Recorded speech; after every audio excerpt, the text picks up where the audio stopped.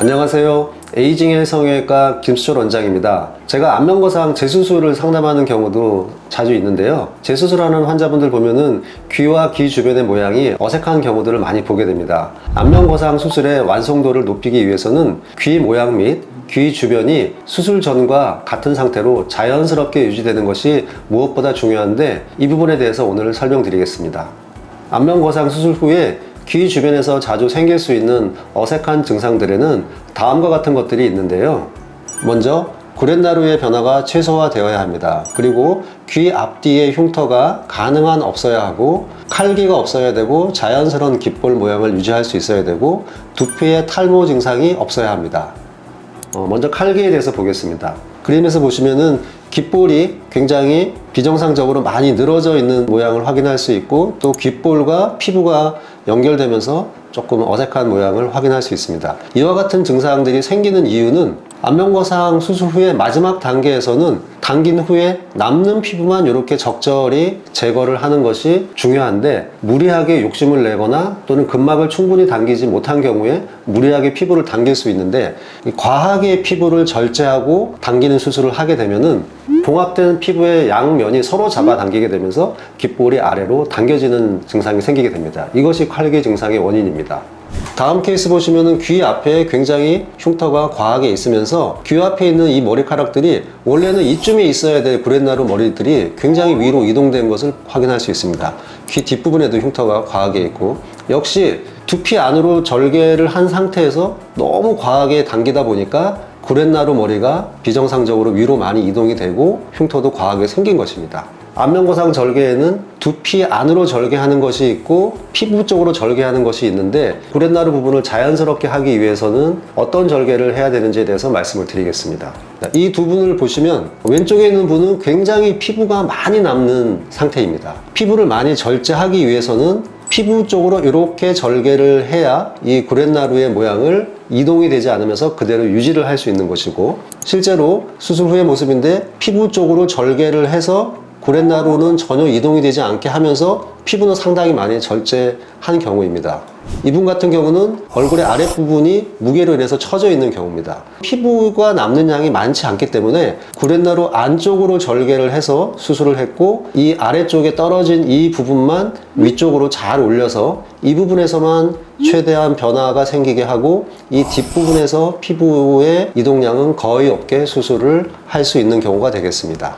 본인이 약간 미용을 해서 머리카락이 짧아진 것처럼 보이는데, 실제로 이 구렛나루 피부는 전혀 절제되지 않았고 수술 전과 그대로인 상태입니다. 다음으로 탈모인데, 역시 두피 또는 피부 쪽을 너무 지나치게 절제하고 과하게 봉합을 하게 되면은 혈액순환이 감소하면서 두피에 탈모가 생길 수 있습니다.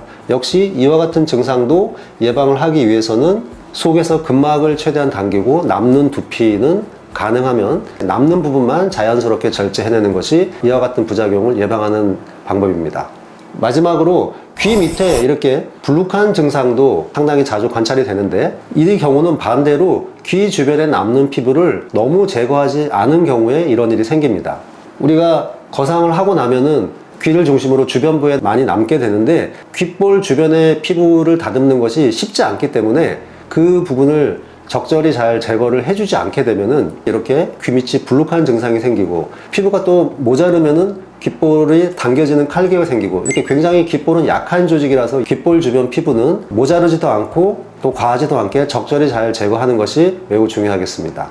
다음으로는 제가 수술하는 환자들을 보여드리겠습니다. 방금 보여드린 분 재수술을 한 모습입니다. 귓볼 주변으로 남는 피부의 양을 적절히 제거함으로써 귓볼 주변의 불룩한 증상들을 해결하였습니다. 또 다음 환자분입니다. 수술 전이고 수술 후 1년째 모습인데, 칼기 증상 없고 귀 앞뒤로 흉터 관찰되지 않고 구렛나루 변형 탈모 증상 없습니다. 다음 사진입니다. 칼기 증상 없고 구렛나루 모양 그대로 유지되고 있고 귀 앞에 흉터 눈에 띄지 않고 자연스럽습니다. 이분은 두피 안 절개가 아니라 피부 쪽 절개를 했던 경우입니다. 아까 말씀드린 것처럼 피부가 굉장히 많이 남을 것으로 예상되는 분들은 구렛나루의 변형을 방지하기 위해서 피부 쪽 절개를 해야 합니다. 하지만 피부 쪽 절개를 해도 과하게 잡아당기지 않고 남는 피부만 절제하게 되면은 1년 뒤에 보시면 절개선도 굉장히 눈에 띄지 않고 자연스러운 것을 확인할 수 있습니다. 귀 뒷부분의 흉터도 최대한 귀 뒤에 홈을 따라서 최대한 붙여서 절개를 하고 피부에 절제되는 양을 적절히 조절을 하게 되면은 눈에 띄지 않게 자연스럽게 만들 수가 있습니다. 사실 원칙은 간단해요. 그러니까 근막 수술이 하여튼 안면거상에서 제일 핵심이야. 그게 어려워. 근데 얘기한 대로 신경 다칠 수 있고 좁은 공간에서 이렇게 동굴 파듯이 근막을 두껍고 넓게 해서 그 속에서 뭔가 다 하고 남는 거는 이제 그냥 자연스럽게 덮는 거. 이게 핵심입니다. 이제 이렇게만 하면은 뭐 다 이렇게 돼요. 구렛나루 변형도 없고 흉터도 별로 없고 다 신경 쓰지 않고 수술 후에 생활할 수가 있어요.